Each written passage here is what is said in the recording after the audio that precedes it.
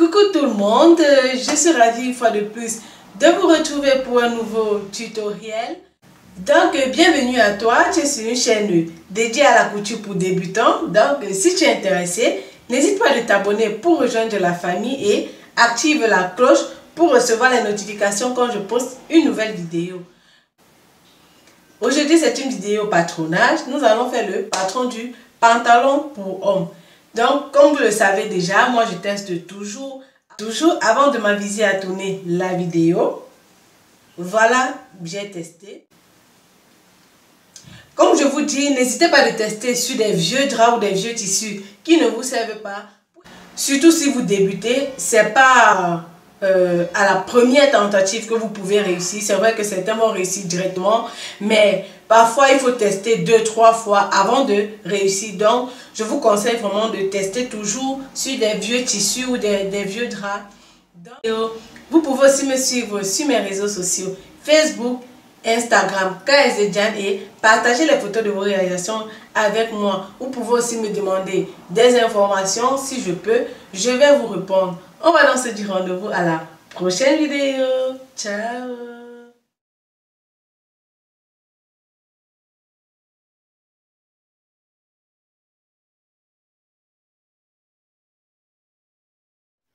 Voilà, nous avons besoin du tour de taille, du tour de bassin, de la hauteur de la taille au bassin, de la taille au montant.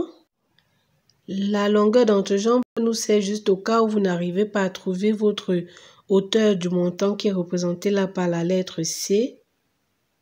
Si c'est votre cas, vous faites juste la longueur totale de votre pantalon et vous soustrayez la valeur de la longueur d'entrejambe qui est représentée là par A. On va commencer par trouver la valeur de notre gabarit qui est égal au tour de bassin plus 10 qui est l'aisance divisé par 4. Une fois notre gabarit tracé, nous allons maintenant venir placer nos hauteurs. La hauteur de la taille au bassin, la hauteur de la taille jusqu'au montant. Et à cette hauteur, vous allez ajouter 1 cm pour le confort du pantalon. Donc, pour que le pantalon ne serre pas trop au niveau de l'entrejambe là. Donc, à la hauteur taille montant, vous allez ajouter 1 cm. Par exemple, si vous trouvez comme hauteur 26, vous ajoutez 1 cm, donc la hauteur sera à 27. Vous allez aussi placer la hauteur de la taille au genou, de la taille au bas du pantalon.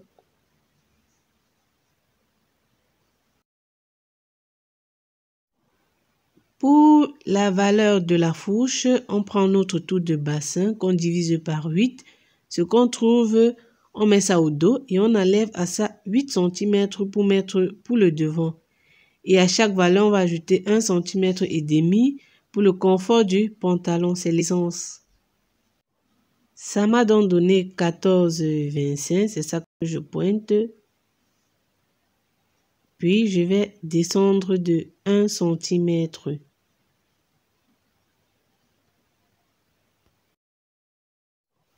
Pour trouver la valeur que nous allons mettre sur notre ligne de taille, voilà, on fait le tour de taille plus 4 qui est l'aisance, on divise par 4 et on ajoute 2 cm pour les pinces.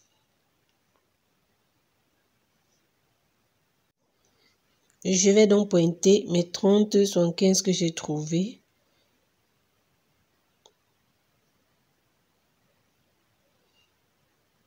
Et puis, je vais remonter de 4 cm.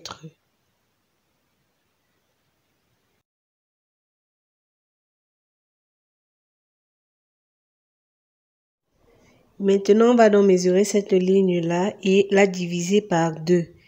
Et on va repartir les pinces de chaque côté de cette ligne, puisqu'on a pris 2 cm comme valeur de pince. Et comme longueur de pince, 9 cm. Maintenant, je viens sur la ligne de genou, je vais entrer là de 2 cm. Et de l'autre extrémité, je vais ressortir de 1 cm. C'est ça qu'on va faire aussi au niveau du bas du pantalon. Maintenant, là, c'est juste pour les pantalons. Vous voyez, pantalons genre messieurs qui ne serrent pas là. vraiment un peu ample, c'est ce style.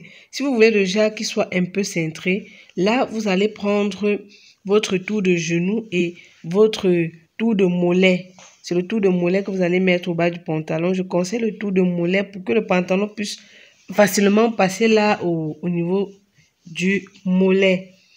Et maintenant, vous allez tracer, mais vous allez toujours ressortir de 1 cm de l'autre extrémité avant de tracer vos valeurs divisées par 2.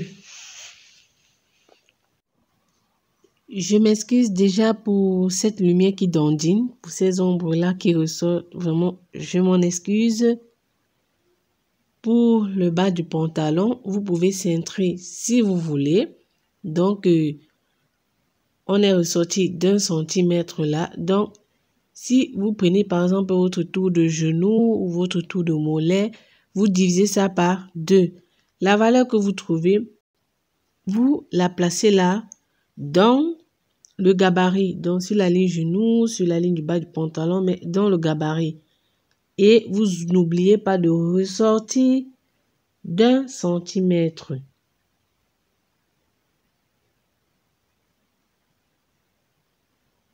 Voilà, par exemple, si vous divisez, vous avez par exemple 20 cm. Ça veut dire qu'au total, sur cette ligne genou, vous allez vous retrouver avec 21 cm. Maintenant, je vais juste relier tous mes points.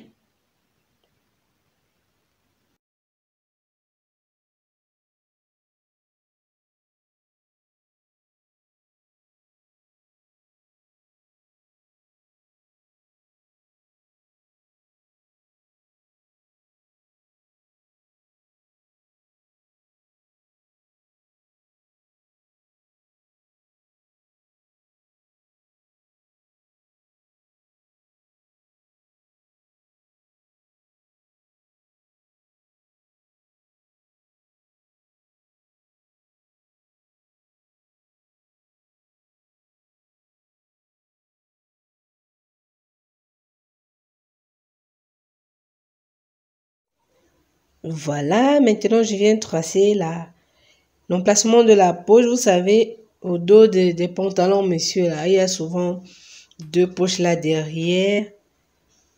Donc, c'est ça que je trace. Et vous savez, on n'est pas obligé de mettre la poche. Donc, c'est vraiment au goût de chacun.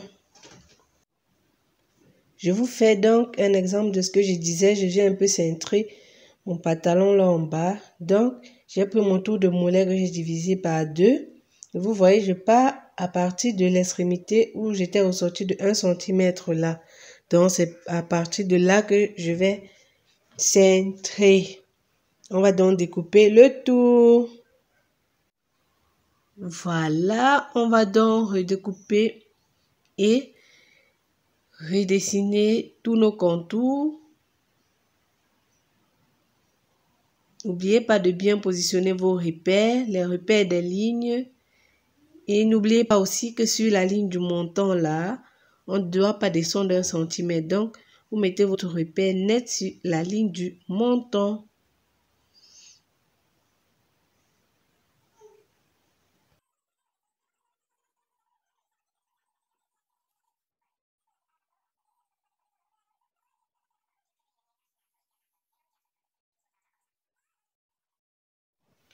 Au niveau de la fourche, pour le devant, tour de bassin divisé par 8, ce qu'on trouve, on enlève 8 cm.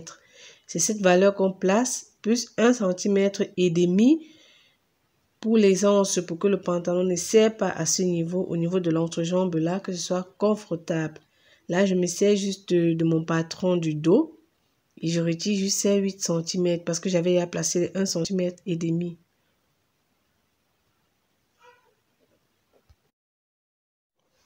On va venir là sur la ligne du genou et du bas du pantalon. Là, on va entrer de 1 cm. Vous savez, pour le dos, nous étions sortis d'1 cm de la fin de notre gabarit là. Ici, on va entrer de 1 cm. Vous pouvez, si vous voulez commencer votre patron par le devant, au niveau de la première extrémité de votre gabarit, vous entrez de 2 cm, comme on a fait. Et maintenant, à l'autre extrémité, vous allez laisser comme ça inchangé. C'est maintenant quand vous allez tracer pour le dos que vous allez ressortir d'1 centimètre. Je ne sais pas si je me fais comprendre. Là, maintenant, je rédige juste mes lignes.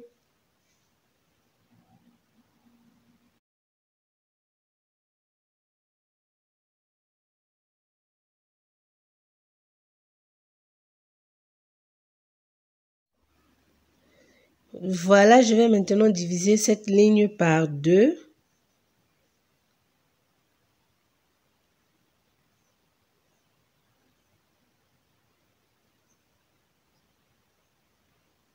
Puis, je vais poser ma valeur de pince. Je vais prendre 1,5 de chaque côté.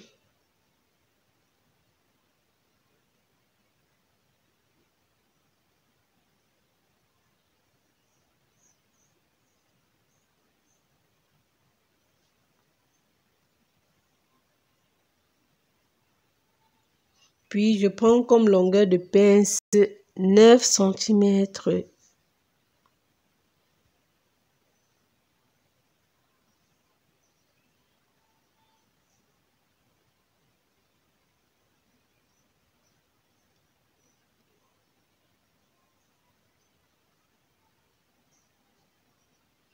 Maintenant, je vais ressortir la valeur de ma braguette là.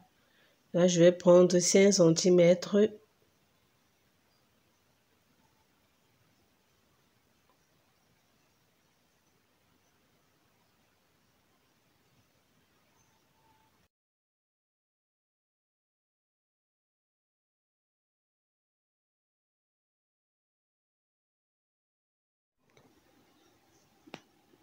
Là, je mets juste une ligne droite parce que normalement, notre gabarit était droit à ce niveau.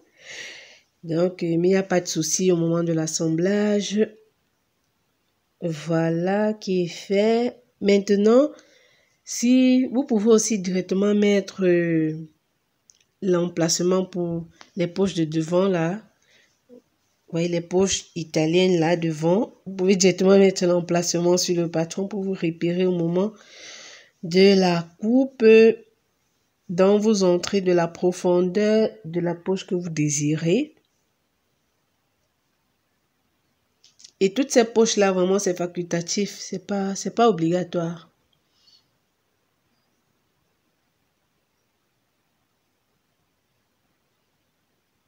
Voilà, après ça, je pense on aura fini notre patron.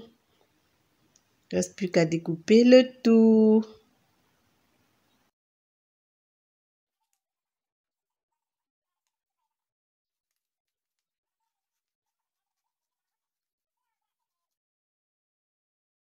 Voilà, nous avons fini le patron. N'oubliez pas que ce patron est sans valeur de couture. Donc, n'oubliez pas les valeurs de couture quand vous allez découper sur votre tissu.